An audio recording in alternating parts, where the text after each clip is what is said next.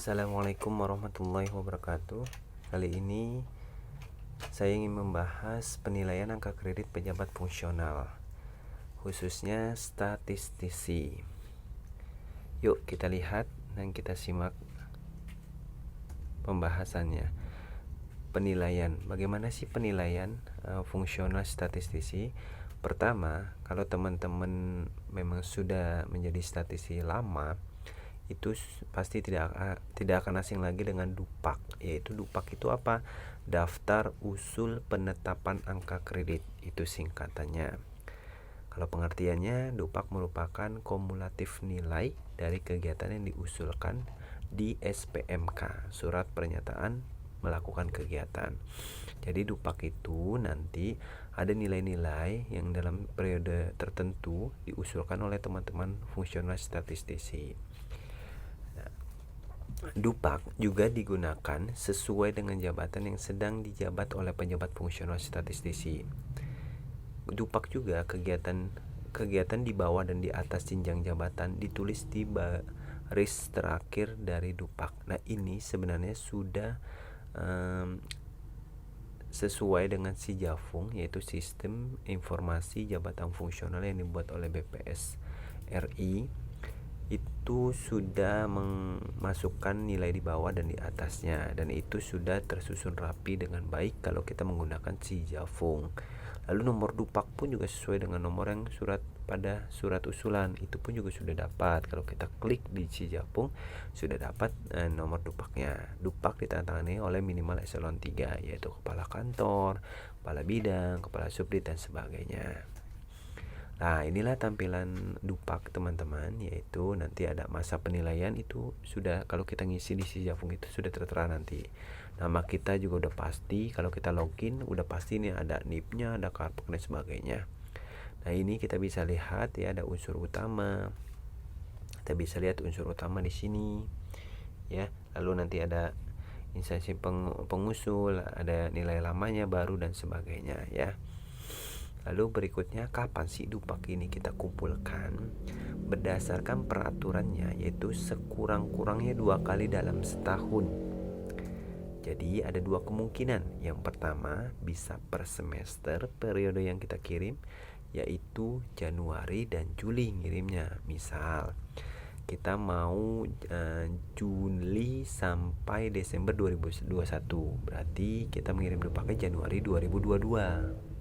Kalau kita mau mengirimnya Januari sampai Juni 2021, kita ngirimnya Juli 2021. Nah, itu seperti itu per semester ya, per periode.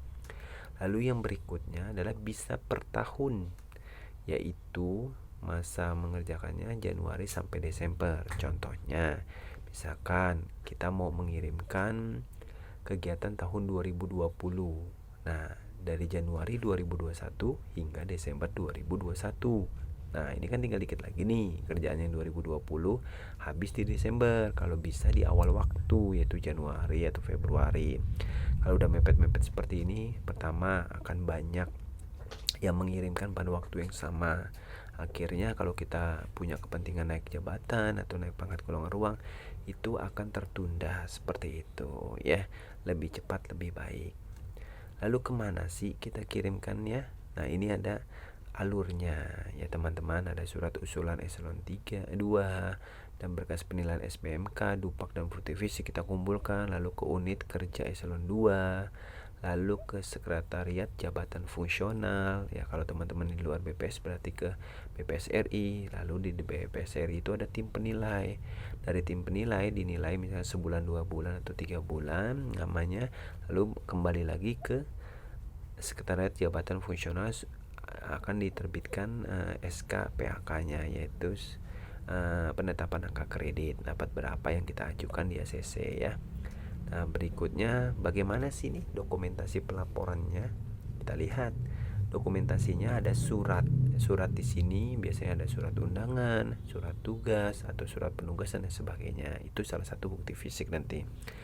Atau surat pengantar juga dari tata usaha atau bagian umum ya. Lalu SPMK, surat pernyataan melakukan kegiatan, itu ada di SIJAFUNG dan pasti tinggal ngeprint aja. Nah, ada dupak juga dari si Jafung. Nah, bukti fisik BF itu ada bukti fisik. Nah, nanti dikumpulkan semuanya, nanti baru adalah SK dan PAK-nya. Kita bisa mendapatkan seperti itu sebagai nilai kita dapatnya berapa di ACC-nya. Kita lihat susunan dokumen penilaian. Pertama, surat usulan eselon 2 atau eselon 3 lah tadi kan minimal ya.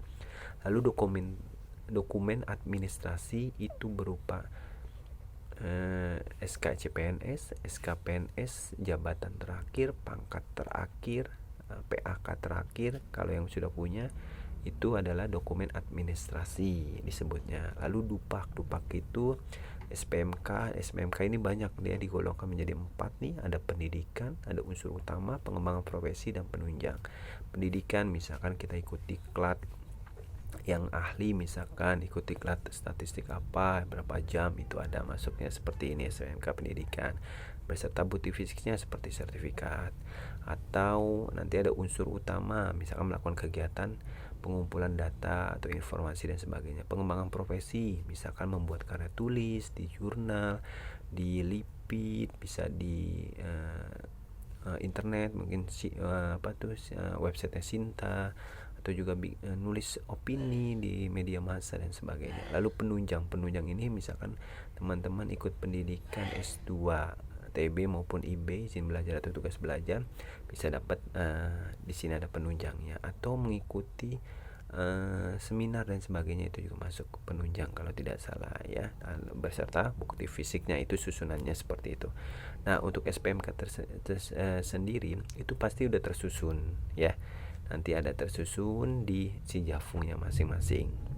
Lalu berikutnya bukti fisik apa aja sih? Ada surat keterangan dari atasan langsung, biasanya penugasan, disposisi ke kita untuk mengikuti rapat dan sebagainya. Misalkan laporan kegiatan ditandatangani oleh atasan langsung, misalkan mengerjakan sesuatu apa nih, bikin apa, analisis apa, lalu tandatangani, benar-benar itu ditugaskan oleh atasan. Lalu sertifikat, fotokopi sertifikat yang dilegalisasi ini bisa seminar. Kalau sekarang kan banyak nih webinar ya kan. Nah, walaupun nanti sebagai peserta webinar itu dibatasi 3 setiap tahunnya. Lalu kuesioner, kalau teman-teman yang mendata pakai kuesioner ya, contoh kuesionernya seperti apa sih gitu. Lalu fotokopi naskah yang legalisasi atasan langsung, misalkan teman-teman bikin analisis, bikin karya tulis, atau bikin publikasi, itu bisa ya, dan lain-lain, misalkan surat tugas dan lain sebagainya. Lalu pengklasifikasian kegiatan disesuaikan dengan nama butir kegiatan yang terdapat dalam lampiran permen PAN. Nah, ini Permen PAN atau Perka BPS tahun nomor 59 tahun 2014 itu bisa dilihat. 1 itu pendidikan, 2 itu apa ya, 3 itu apa, nanti ada unsur-unsurnya dan sebagainya ya. 4 itu kalau misalnya pengembangan profesi, 5 apa ya. Nah, seperti itu ada tersusun. Jadi kalau kita memudahkan mensusunnya dengan rapi, insya Allah tim penilai juga memudahkan kita. Jadi kita tidak menyusahkan orang atau tim penilai. Kegiatan diusulkan pada SPMK diurutkan berdasarkan kode unsur dan subunsur. Jadi kan ada tuh misalkan 1 tadi pendidikan, misalkan 2 melakukan kegiatan statistik, yaitu 2.A, 2 lagi titik B, misalkan seperti itu ya. Nah, itu disusun tuh nanti 2A 3B misalkan, dan seterusnya ya, berdasarkan Perka 59 tahun 2014. Setelah SPMK ya, sebaiknya diikuti dengan bukti fisik yang sudah diurutkan juga. Nah, ini tadi memudahkan tim penilai. Lalu soft copy bukti fisik diberi nama kode unsur. Nah, nanti kita bisa lihat nih ya, taruh di satu folder. Sekarang karena mau paperless, jadi nanti mengumpulkan dupaknya itu yang intinya saja, SPMK, terus administrasi, terus dupaknya itu sekitar 20 halaman kali ya, 20 lembar lah ya. Dulu kan tebal tuh sampai 100 ya, ada yang 50, puluhan lah pokoknya sampai 100, karena banyak kan bukti fisik. Nah, kalau sekarang bukti fisiknya dikasih folder, bisa ditaruh di link atau ditaruh di CD atau flash disk, nanti diberikan kepada tim penilai ya. Biasanya sih link lah ya, supaya hemat juga ya. Lalu, nah ini seperti ini tata cara penyusunan file bukti fisik. Pertama, statistisi underscore nama kita, ya. Lalu di dalam folder itu ada bikin administrasi dan bukti fisik. Administrasi itu surat usulan, dupak, SMK, ijazah, SK naik pangkat, jabatan, dan sebagainya. Lalu dalam folder fisik ada dibikin seperti ini folder lagi 1 sampai 5 ya, sampai penunjang ini. Nah, kalau tidak kalau bisa sih yang ada aja, misalkan teman-teman penyedia data, analisis, dan pengembangan profesi, penunjang dan pendidikan kadang nggak usah ditampilkan juga nggak apa-apa. Nah, di dalam misalkan di dalam yang 2 nih penyedia data. Nah, di sini di dalamnya ada berupa file lagi seperti itu ya. Nanti namanya diurutkan berdasarkan urutan di SPMK, diberi nomor urut dan uraian kegiatannya ya. Misalkan di SPMK itu nomor satunya apa nih, dibikin ya. Seperti itu. Nah, ini surat keterangan. Surat keterangan ini ya, ini mengikuti seminar pelatihan dan sebagainya, misalkan tanda tangannya siapa ya. Ini salah satu laporan atau surat keterangan ya. Nah, ini laporan kegiatan, kita telah melakukan kegiatan apa saja nih. Nah, ini salah satu bukti fisiknya, karena di Perka 59 2014 perlu laporan kegiatan. Nah, terima kasih. Wassalamualaikum warahmatullahi wabarakatuh. Semoga bermanfaat video ini.